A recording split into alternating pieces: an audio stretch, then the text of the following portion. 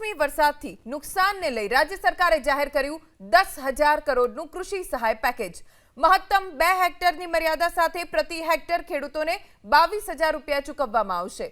10,000 કરોડના પેકેજમાં એસડીઆરએફના નિયમ ઉપરાંત 3,386 કરોડ રૂપિયા રાજ્ય સરકાર સ્વભંડોળથી આપશે, જ્યારે 6,429 કરોડ રૂપિયા એસડીઆરએફના નિયમ મુજબ ચૂકવાશે।